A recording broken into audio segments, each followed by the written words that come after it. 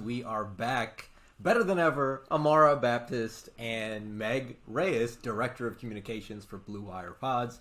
Welcome to the show, Meg. Thank you. I'm like so honored.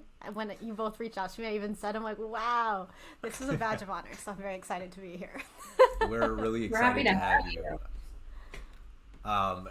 Amara rocking the shirt that we will absolutely get into later, created by our very own guest, Meg Reyes. That's awesome. We're so excited to talk to you about that and so much more. Thanks, So- Amara. I'm gonna need that video. I'm gonna use it on like Oh, use it on social of you modeling it. So this episode, as all of them, are presented by Zoomph. Attention is currency, monetized with Zoomph. You can find them on Twitter at Zoomph. Megan, you've had a crazy journey from looking at your LinkedIn, but also just knowing your path on Twitter, you know, from the team side to the athletic and now at Blue Wire, leading some awesome stuff. And then on the side, really creating and leading change when it comes to diverse voices in sports. So talk a little bit about your journey to date, what you're doing now professionally, and what you're doing on the side. Yeah, it's been a lot. It's so, I don't even know where to start. Like when people ask me, it's weird that it's been 12 years already in like some capacity, because I started part-time in college interning for my school's athletic department. So that was when I was 18. And I say all the time that I didn't even know I wanted to work in sports. Like this podcast is helpful because when I share experiences, like you guys can relate. Back then, there wasn't social really, there wasn't any creative roles. So with that came the lack of connectivity and not knowing what other types of jobs there were outside of like, had I worked honestly for like a medical device company. Not to shame that, but that's like what everybody did coming out of college was like wine sales or like medical device sales or like, working, doing marketing at just, like a nameless company in my opinion. But I got that marketing internship and that's when I found out more about working in sports. Like I had no idea. And so, yeah, I chased that throughout my entire college career. I interned at the Timbers for a summer, and that's when I was like, okay, I really want to work for a pro sports team. And I got to do that when after graduated, I went to the University of Oregon, and my, each gig was a little bit different. So, Timbers was like a sponsorship internship. And when I worked at Oregon, it was in sales. And then I came to the Bay Area about seven years ago and was working for the Warriors for 4 years. And so my team side experience was a lot of sales and sponsorships and service and like relationship management. And then I honestly, like, I'll be quite honest, others might relate. The team side kind of started to wear on me a little bit, especially in that like very forward facing role. I was managing 400 plus season ticket holder accounts. And in some ways I was customer service. And so, it gets really taxing. And in my experience, a lot of people, I'll be honest, don't always understand why I left when I did, because I left in 2018. So people are like, why did you leave at such a great time? But there was a lot of expectations for the team at the time. And with that came a lot of expectations for like more value outside of what they were currently getting. And, I think I just wasn't in a good place to be able to separate work from self and not take things personally and like not be able to manage that mental health aspect of working on a customer service role for such like one of the biggest teams at the time. So that's when I decided that I actually almost thought sports wasn't for me anymore at that point, because I just was really burnt out. And so I went to 2K thinking like, okay, I can be like sports adjacent. I get to do like video games and tech and get to experience that a little bit, which was really fun. I did really cool stuff. But in all honesty, I appreciate video games. I wish I was good at them. I'm not. It's probably better that I'm not, because if I was good, like I have such an obsessive personality, it's probably all I would do. But because like I just wasn't inherently passionate about it, I actually really did start to miss sports. And that's when I like kind of took a step back and thought maybe there's like an opportunity to do both. And, a lot more media opportunities were coming about. A lot more media companies were starting to be birthed at the time. And, that's when I went to The Athletic and did social there for social and community marketing for 2 years before I came to Blue Wire, but I think I had to find that love for it again. I definitely kind of got burnt out in the beginning. Totally. One question that I had, because I think your journey is so unique compared to any of our past guests, and I'm not just saying that, like, genuinely, you started with this sales and partnerships roles at two completely different entities, and then you come on away from the team side, as you alluded to, and then switch to social. Tell us a little bit about that change. Like, you had the experience on the team side to be in a more sales focused role, and now made the transition over and killing it when it comes to social. Kind of what did that decision entail for you, and how did things change making that change for you? Yeah, it was a really big learning curve because sales and service and any partnership role is a lot of intangibles as far as being able to build relationships and cultivate them and have like really good people skills. And I had to learn a lot when it came to like the analytics of marketing and social. And it wasn't just like, I definitely learned that it wasn't just let's have a good idea and do something with it. There's a lot more intention of like, okay, well, does it fit the strategy? Is it going to move the needle? Is it going to perform? All the things that I'm like, oh, I never really took a second to think about that because it just wasn't really, I guess, necessary in the prior roles I had, because it wasn't as analytical of a role. Really, what I was doing prior on the team side was more like, are they buying and are they renewing? And like that, those numbers spoke for itself. So it was a learning curve, for sure. But I was saying this earlier, I think it's when I had my most growth personally and professionally. I really found my voice and was able to learn a lot, and wouldn't be here without having to learn those things and keep those things in mind. And so what's exciting about what I'm doing now is it's a culmination of all my experiences in the past. So when Blue Wire reached out to me, they actually created the role based on the fact that I had sales and partnerships and social and marketing experience, because it helps, when you have all those different experiences, it helps when you can have a social, like a great example is, we had a really cool Ken Griffey Jr. social idea.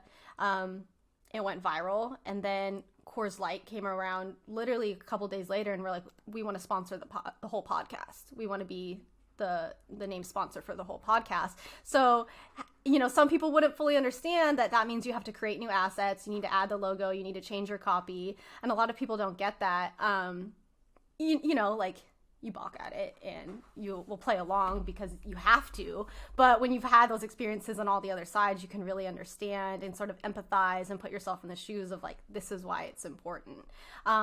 So yeah, I never really thought I would end up in any sort of social or digital role when I started out 12 years ago selling tickets, but I'm glad I did, because I, again, was able to find something that I love and has kept me in the industry. We're glad. Well, I love following you. Yeah, exactly. I'm very happy you did too. So you kind of touched on mental health and burnout. We usually get into this later in the podcast, but since you brought it up, I would love to hear kind of your journey with mental health and things that maybe you've implemented into your life that, now that you're back in sports, you realize how important it is. I struggle, with burnout. Boz, we talk about mental health all the time, so I would love to hear what your thoughts are. Yeah, I love talking about this. I'm so glad that this is getting brought up. I think I've always had anxiety. I think I've had it my whole life. I don't think it's something you just develop. It's something you have. And I think a lot of people can relate to this. Growing up, like similar to you, Amara, I was a dancer. So I did ballet and jazz, and I was in the studio like hours a week. So it was wake up, school, I was in the studio, I was at rehearsal, I was in classes, and then it was homework, wash, rinse, repeat until I went to college. And then in college, I lived in a sorority, I had my internships, had my job. The point being is I was always stimulated. I always had something going, something to do. So when I graduated, in that year I lived in Eugene working for Oregon, I was going to work and then I was coming home. And I didn't have activities, and that's when I had time to sit and have my thoughts, and the anxiety really creeped in because it was my first time really just being still and not being as stimulated as I had been my whole life. And so that's when I started having anxiety attacks, and it was when I first started going to a therapist, but I didn't go regularly. And I will openly say that I didn't go for the right reasons. I went hoping that she would just fix me and tell me the things I needed to do. I had no goals in mind. I just went with I have anxiety, and do something about it. So I of course didn't get much out of it, because I would always leave feeling well, she didn't give me answers, or she didn't tell me what to do, because I don't think I was in the right mindset to know why I was going to therapy. And coming here, I stopped going, and again, looking back on it in hindsight, I think it would have been helpful, especially it probably would have managed a lot of that burnout, and it would have helped me not take so many things personally. There were so many times things would happen at work, and it would ruin my whole day or my whole night or my whole weekend, because it was all I could think about, because I would just take it so personally. But since then, as I got later in my career and also later in my 20s, I really just took a stand. And I think, as a lot of people did during COVID, we were all home, all in a similar boat where you're not as stimulated and you just have time. So I started going back regularly. So I go weekly or bi-weekly now for the last year, and it's changed everything. And so self-care is something that I've implemented tremendously. I talk about it a lot, how I think a lot of people make the mistake of doing self-care once they've already hit burnout, rather than self-care should be an everyday practice to avoid the burnout. And then I also say too, I think a lot of people see it as something luxurious. They think of it as a day off and massages and spa and nails and all the things that sure sound nice. But so for me, for self-care, it's every day I do something for myself. So I go on morning drives. I try not to check social the first thing when I wake up. It's such a habit that we've all gotten into, is you grab your phone, you check your notifications, you scroll, and it's just not a good way to start your day. I found it very anxiety inducing. And even now, I'll wake up and be oh, I said a lot of things last night. I probably have a lot of notifications, but I try not to check it. So I go on a morning drive. I go completely out of my way. I live in the Bay Area. I go all the way to Oakland to this coffee shop that is my favorite. I'm probably wasting so much gas and miles, but it's my favorite drive. And, it's quiet. It's a nice drive. I listen to music, and then I come home and I start my day, and it starts my morning off right. And so that's just one aspect of self-care. But I think it's so important to implement that. And I can go on a whole rant about how therapy needs to be more affordable. So I can't say that therapy is I think it is the right solution for everyone, but it's not the most feasible financial solution for everyone. So even if it starts with self-care and just prioritizing yourself, another thing I've implemented is setting boundaries. Really difficult, really uncomfortable to do, but it's so important. And yeah, obviously if you're able to go to therapy, it's even for people that don't think they need it, everyone needs it. But those are just a few of the things that I like to do every day, or weekly, or regularly, to manage my mental health, because yeah, we all know this industry is 24/7. It's always connected, it's always on, and if you don't take care of yourself, that's why we see a lot of people leave. We've all seen friends as of recently leave the industry because it just wasn't conducive to their mental health, and I hate to see that. Thank you for sharing that. That's really important. Also, shout out to your dog. We love her. The real MVP. She's I go on the morning drives too. She's why did you leave me out? What about my morning drive? Follow her on the gram. Coffee. What is it? Coffee. Yeah, drop the coffee with beignet. We're following. I'm following. Don't follow me. Follow my dog. Oh yeah, follow you too, but your dog too. No, follow her. Again, as Amara said, thank you for being so transparent and being so willing to share that. On a little bit of a different note, you're very passionate not only about the mental health aspect, but about diversity in sports, and it's something that both Amara and I care deeply about, as Amara is pointing out her shirt, as she should. Tell me a little bit, and tell the listeners a little bit about where that passion stems from, the idea behind the creation of not only the shirt, but kind of a movement that's been created through the shirt and the adoption of, you know, the belief in people believing in what the shirt represents. Yeah, so I had this conversation today because I was on a different interview and someone asked me the question and then said, I listened to a lot of your other interviews and you say that it came out of nowhere, like it was an idea that just came to mind. And she said, like, I'd like to challenge you to really think, like, where did it come from? She said, because I can probably guarantee that it didn't just come out of nowhere.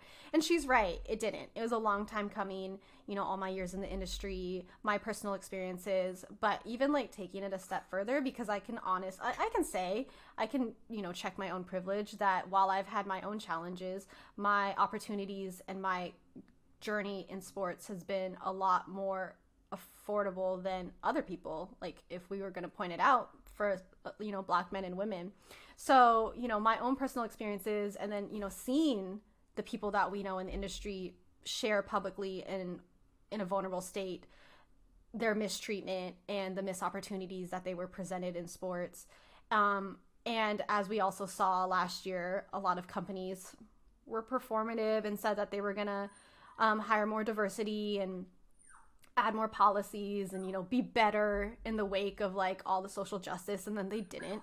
And so as more people started to become more vocal about it, I saw it was obviously something we care about. And we all knew that sports wasn't and still kind of isn't the most diverse place. So my answer of like it came out of nowhere, I guess she is right when she challenged me on that, is it was a long time coming and something that needed to happen. The actual piece of merchandise and the actual design, that kind of came out of nowhere. It just something popped into my mind. I wanted to create merch. Like I had been toying with the idea, and I was like, no one wants to buy something with like my branding on it. Like what's something that people will care about? Like I wanted to use my platform for something good. And I don't know if you all remember last year when I was home and bored, like I was making the face masks and donating money to like a whole bunch of, you know, communities and organizations benefiting the Black community. So I wanted to do something similar. Like if I'm going to sell something around a really important message, it needs to also do good. So yeah, it like I came up with a design and I sent it to a couple friends that were like representative of each group, wanted to make sure that nothing was offensive. And I reached out to a vendor that I had worked with in the past and was like, is there any chance this could be done in like 2 weeks? Because I realized that International Women's Day was happening and I thought it was such a important moment to capitalize on. And yeah, it's become a larger movement. It's become more than the shirt or the hoodie or anything above me. Like I never wanted it to be about me in the first place, but it's really exciting. I totally never saw this happening. Like I remember posting the link and then checking my email and I had like 30 orders. I'm like, whoa, okay, this is this is great. Like it totally exceeded already halfway to I had a goal of 70. I say this all the time. I had a goal of 70. Would have been like more than happy with that. But I love to see what it's become, because again, it's been more about the shirt. I've had people at other teams reach out and say like, hey, you know, my higher ups have seen what you're doing and we've had conversations about it and we agree that we need to add more women and people of color to our team. Like we're now hiring for roles. Is there anyone that comes to mind, or is there anything you can do? Can you help signal boost or like help us add to our diversity, like without me, you know, sort of saving them, but really like your shirt caused conversation and now we want to make change. So I think that's what's really exciting, is it's again like more than just the shirt. It's the message, it's creating conversation, it's making people really take a step back and like assess, are we doing the right thing? Like are we actually not only adding diversity but also add the inclusivity part that we all know? Are we actually doing things to help nurture their careers and make people feel like this is a welcoming place? Absolutely. One quick follow-up. Bring her on the pod. Yeah, she needs to be in this conversation. My dog has a lot to say. She wants to add to the conversation. I'm for it. We're here for it.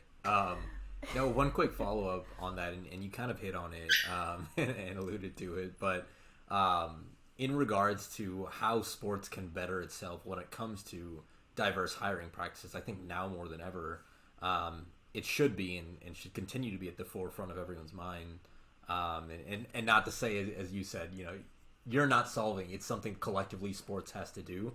But based on your experiences, your personal experiences, where do you think sports and hiring managers can do a better job, and how can they do a better job to help further diversify, as you said, a landscape that desperately needs it? Yeah, I think a lot of people talk about this. I think we need to start looking outside the industry. I know that's something that we do a lot, and I also can say I've done too, is like when roles come about, we just look to our network that we already have and the community we already have, which is great. It's a good way to make sure that we are amplifying and recommending, particularly like, women and other marginalized communities for these roles.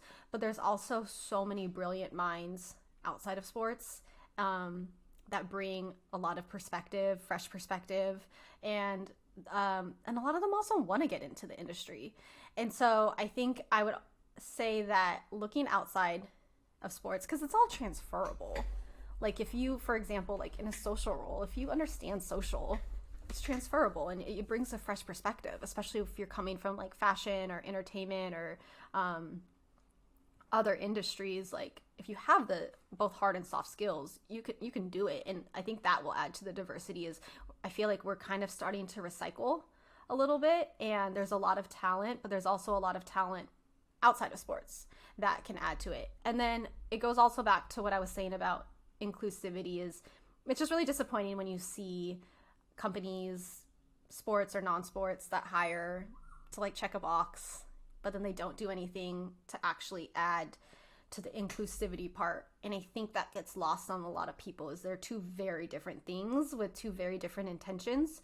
So, we see a lot of places that hire diverse candidates like at the entry to mid-level, but then you look at the top and it's not reflective. And I was saying this to someone earlier that like if I came into a company and thought like, oh cool, I have a chance, and I was looking around at my peers and you saw a lot of representation, and then you look at the top and you don't see that, it's kind of discouraging. And I think from the beginning you would assume that there isn't a place or opportunity to move up. So inclusivity is really important. Like, what are practices being put into place to help people feel like they have the opportunity to continue learning and to continue growing? And maybe it's not at that company, but at least you're putting in the resources and the effort to help mold them so that they're set up for success elsewhere. Because I think what we see and what I've also experienced is, yeah, maybe I knew that a job wasn't going to be my forever place, but then I left feeling like I didn't really learn a lot more that I can now take with me. So I think sometimes people are afraid of investing in talent, thinking that they'll then like leave and go elsewhere, but I don't think that's a bad thing. Totally agreed. Yeah, completely agree. So obviously you have your own social media presence that's very strong, and everyone should follow you. You bring a lot of great ideas and perspective to my timeline. So can you talk a little bit about kind of how you started your own personal brand and like things you've learned? I guess specifically like having the hard conversations on your personal social media. Were you ever afraid, because of work, or can you just talk through how you built your own brand? Yeah, so I definitely was afraid. So I'll say that like a lot of I think I first started gaining followers when I worked at the Warriors, because I think a lot of people were like, oh, this is really cool. We have someone that's like behind the scenes. And I'm so sorry. My dog is, she's singing. I'll just say that. A lot of people started following me for that. And I actually remember that one of my first like quote unquote viral moments was our first championship run when the team flew us out to Cleveland, and I like posted a picture of us on the plane, and we all turned off our phones for 5 hours to Cleveland. And when we landed, everyone turned on their phones and they're like, oh my God, Megan, you went viral, because the picture had just gotten picked up and was like being aggregated on local media. And I remember like having so much anxiety because I thought I did something wrong, because I like just didn't want to be a bad reflection of the company. Or now I think I was almost like me overthinking of like, okay, great, now anything I say in the future could possibly get taken out of context and like be an extension of the team. So for the longest time, like I definitely was a little bit afraid to speak freely. And I think that's also, if I'm just being like completely blunt about it, pretty common when people work on the team side. Is I think there's a lot more like do's on don'ts on like things you should or shouldn't be saying and speaking on behalf of. And so once I left, I got a little bit more free with trying to figure out like what I wanted to talk about and like what my presence was going to be on social. And at first, like I did this exercise when I worked at The Athletic. We did like a social training with the journalists. We had them identify like, it was actually Olivia with the Rights idea, like a mind map of like, what are your brand pillars? You know, what are the things that your brand stands for, your social presence? And so when we did it at the time, it was like my memes and my jokes and my Saints tweets. I love your my dog. dog is I'm going not gonna wild. lie. I love. Please rescue this dog. Is she I okay? think. She needs to make her She got debut on out. social on the sidelines. It needs Yeah, to just bring her on. We need her. Oh my God, she got out. Okay. Oh my God, I'm so sorry. She got out. Don't be Which sorry. is also concerning. So, okay, guys, we have our Yes. we have our guest. So, anyways, she it was like my brand map at the time was, you know, my memes and jokes and Saints tweets and like women in sports and things like that. And it certainly evolved over time as interests and passions and things I cared about started coming about. Those changed. And so to your point, like I definitely was afraid, and I still sometimes am afraid. I try not to like push the boundaries too much. Like a lot of people have said, you know, as of lately, I'm like, you know, known for calling people out, problematic people out on things that they're doing and saying. And I've definitely done that a lot more in the last week. Love and to see it's it. scary. We love to see it. Yeah, I mean, like, it's hard because you never know if you're going to be like that one person that someone decides to reply back to. And you don't really want to be that main character. But I think it's important because part of a lot of the issues in the industry is, as of up until recently, people aren't being held accountable for what they're saying and doing. And so, yeah, I mean, I still sometimes am like, ooh, I ruffled feathers. And also this comes back to like the anxiety and the overthinking. Like, should I have said that? Like, should I have done that? Should I have called, you know, that person on ESPN out like that? But they just have to be held accountable. And so it definitely took some reps, and now I feel less anxious about it. And when you see people engaging with it, you know, I was telling someone today that part of what keeps me going is there are people out there that probably can't say anything and that want to say something. And so, you know, even them just like liking it or messaging me and being like, I really appreciate you calling this out. If I can do that because I probably am able to, and other people don't have that chance or opportunity, whether it be for work or for whatever reason, I'll do that. But yeah, you know, my personal brand definitely took some time. Like it definitely took a couple years of figuring out what people that follow me care about and what resonates with them and what they want to see. But actually what I found very helpful is as I've changed interests, that's what's helped, because it doesn't stay stale and it opens me to like a whole new audience. So as I've started getting a lot more into soccer and tweeting about it, it opened up obviously to like one of the most niche audiences in sports and on Twitter. And so it opened a whole new group of new friends and people that I got to interact with. So I almost feel like adding different interests and letting it evolve has been what's most beneficial for me. Yeah, I would say I completely feel where you're coming from in terms of like the anxiousness around responding. Like, I'm not gonna lie, 99% of my tweets, if I'm quote tweeting something that I disagree with for numerous reasons, like my wife, I run it past her. I'm like, would this in any way come off, you know, other than me just trying to correct something that needs to be corrected? Because as you said, especially in sports, there's not enough accountability, especially when it comes to diversity, representation, and proper use of language when it comes to individuals. So no, I completely feel that. The final question that I have is a little bit different. I don't think we've ever asked this on Social on the Sidelines, but I think it's important. Given, I think this is the new one. So you mentioned earlier,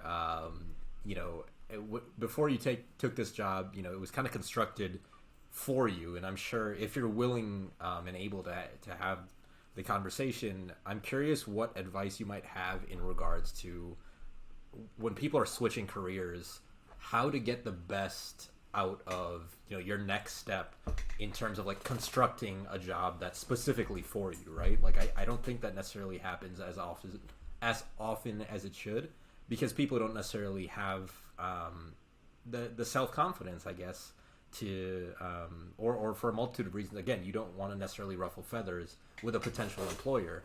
So I'm curious, because it seems like where you're at and what you're doing is ideal for you based on your past experiences, how you kind of navigated those conversations, if you wouldn't mind sharing. Yeah, do you mean like as far as when I was first being asked to come to the company? Yeah, you had mentioned, with Blue Wire, like this role was essentially like constructed for you, and I think a lot of, at least personally, like hesitation earlier in my career was when I'm moving to the next job, I don't necessarily ask to tailor things for me, because me personally, like I was afraid of ruffling, like, hey, you're supposed to do social, stick to social, right?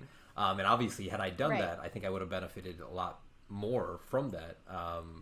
But yeah, I'm curious, for a lot of young professionals that are listening to this, going through a job offer phase, how can you get the offer that tailors your experiences and your skill set?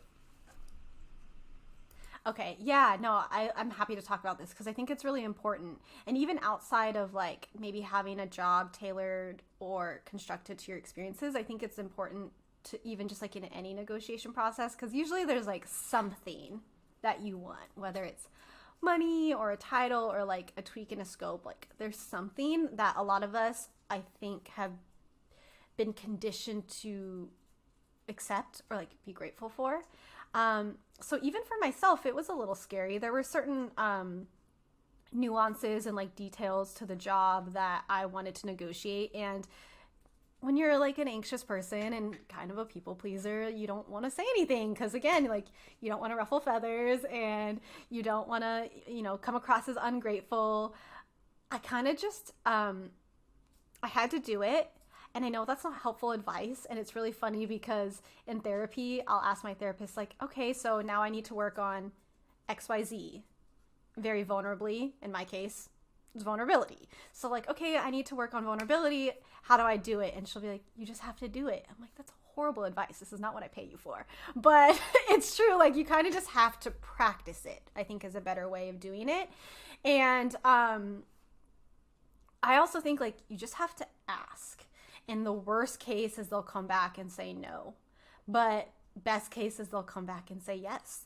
And in some of my negotiations currently, when I took the job at Blue Wire, there are certain things like I just kind of had to ask. And we were able, some of it was accommodated and some of it was compromised on. And so something that I actually would suggest, and this is me like tapping into my therapy bag, is a good practice to get to this point, something that you can do every day, is my therapist suggests like doing things that maybe make you uncomfortable as far as an ask. So a suggestion that she had for me, or a suggestion that she gives to other people that are afraid of asking things, is like she suggests going to a coffee shop and asking for the most complicated order ever. Because a lot of times, like, you feel bad. Amara's face is like, I would never do that. But like, even my coffee order is a vanilla oat milk latte with a pump of caramel. That's not difficult. But even when I order it, I'm like, yeah, could I have a 16-ounce vanilla oat milk latte with a pump of caramel? Sorry, that was a lot. That is not a lot. Like, they're used to this. Like, they're used to more complicated orders. So she suggests, like, go order the most complicated order ever and, like, don't apologize for it. Because also there's no, like, emotional stake there. They're a barista. They're going to service a bunch of other customers, and they're probably going to forget about your order. Like, they're not going to remember you. The point being is, like, it's a really good opportunity to practice doing things that are really uncomfortable and asking things that are probably outside of what you would normally want to ask. And practicing that every day, that's a good example. There's probably other examples or ways that you could put that into practice so that when you get to a point where there's something, particularly in this scenario that we're talking about, a job negotiation or a job offer, it's less scary because you now know how to take that emotional, personal aspect out of the ask.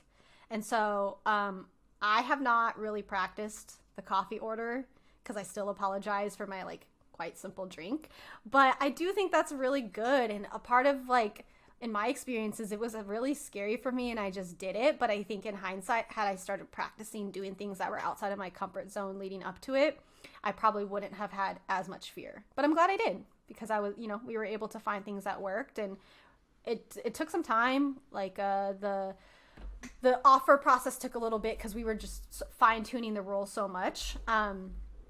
But it, you know, it worked out for the better because now to your point, I'm doing something that just fits me well. And I would want others that could potentially or hopefully one day be in a similar position to know that like it is important to advocate for yourself. And it kind of comes back to like the setting boundaries and finding your voice and finding the confidence to speak up for what you want. I love that so much. Are you gonna go order something complicated? No, that actually like really stressed me out. I know that sounds stupid, but I wanted to hit on something that you said that's so important. I think as women, we apologize so much for everything. I apologize. I catch myself apologizing for things I have no control over that have nothing to do with me. And I've started to catch myself at work too, because I'm like, why did I just apologize? Like I didn't do anything wrong. So just for the listeners out there, stop apologizing. It's not the way. Yeah. I'm trying to take sorry out of the vocabulary. And what I'm also trying to take out on the flip side is when someone apologizes for something that like actually bothers you, is we're all conditioned to be like, oh, it's okay. Like sometimes it's not okay. You don't even have to say that. You can just be like, thanks for apologizing. I love it. But yeah, I do it a lot. Like someone will be like, oh, hey, I'm sorry for XYZ. And I'll be like, oh, it's all good. No worries. When really deep down inside, it's not. Like, yeah, no worries. But maybe it is. Like, speak up for it. Just be like, thanks for apologizing. Right. Love Boom. that. I feel like this is a therapy session. I had therapy this morning, but like this is double. I really love it. Oh, good. I'm glad.